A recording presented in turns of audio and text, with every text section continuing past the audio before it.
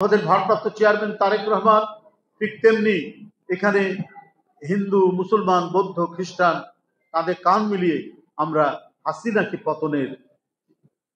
পতন করতে আমরা সক্ষম হয়েছি। কেন? যে এই দেশটা যদি স্বাধীনতার জন্য সবাই একসাথে লড়াই করতে পারে, আবার নয়া উপনিবেশ তৈরির জন্য যদি কেউ চেষ্টা চালায়, সেটাও তো রুখবে একসাথে হিন্দু মুসলমান সবাই মিলে। এই অঙ্গীকার এবং এই আকাঙ্ক্ষা, এই সাহস সবাই একসাথে আমরা পোষণ করি। হাসিনা ক্ষমতায় থাকতে চেয়েছেন তিনি তার রাজত্ব কায়েম করার জন্য। তার ছেলে, মেয়ে, ভাগনা, ভাগ্নি এদেরকে তিনি সম্পদ দিবেন, এদেরকে টাকা করার ব্যবস্থা করে দিবেন, এদেরকে ধনী করবেন। ওটা ছিল শেখ হাসিনার একটা পারিবারিক শাসন, পারিবারিক রাজত্ব তৈরি করতে চেয়েছেন। কারণ তিনি মনে করতেন যে এই দেশটা তার বাপের এবং এটা তাদের ব্যক্তিগত মালিকানা এবং এটা তাদের ব্যক্তিগত জমিদারি।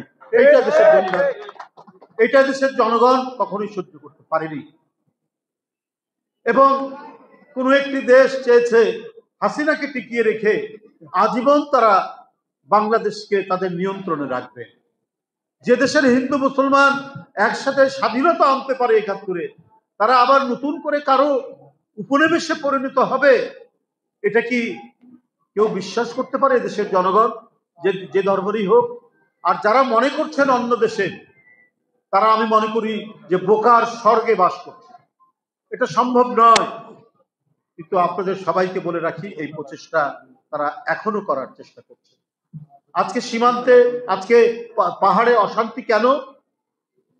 কি এমন ঘটনা হয়েছে এই পূজার সময়? সেখানেও তো অনেক হিন্দু সম্প্রদায়ের মানুষ আছে, সেখানে হঠাৎ করে অশান্তি তৈরি করা হলো কেন? সারা দেশকে ওইদিকে দৃষ্টি নিবদ্ধ করা হলো কেন এই উৎসবের মুহূর্তে? এটা পরিকল্পিত। বাংলাদেশকে অস্থিতিশীল করার একটা জাতীয় আন্তর্জাতিক চক্রান্ত। যারা শেখ হাসিনার পতনকে মেনে নিতে পারেনি, তারাই এই চক্রান্ত করে যাচ্ছে যে এই দুর্গাপূজার সময় এমন কিছু ঘটনা ঘটাতে হবে যাতে বাংলাদেশের ভাবমূর্তি নষ্ট হয় বিদেশে। এই কারণেই এই প্রচেষ্টা তারা চালাচ্ছে। যাই হোক, আমি আজকে আমাকে এখানে বক্তব্য রাখার সুযোগ দিয়েছেন, এই জন্য আমি এখানকার পূজা উদযাপন কমিটির সকলকে আন্তরিক ধন্যবাদ জানাই যে আপনাদের আজকে এই পর্বের দিনে, উৎসবের দিনে আপনারা আমাদেরকে আমন্ত্রণ জানিয়েছেন। আমি শুধু ওইটুকুই প্রত্যাশা করি, আপনাদের এই উৎসব অত্যন্ত শান্তিপূর্ণ হোক, শান্তিময় হোক। প্রত্যেকটি পরিবার যাতে তাদের ছেলে মেয়ে নিয়ে উৎসবের আলোকোজ্জ্বল যে পরিবেশ, সেই পরিবেশ তৈরি হোক।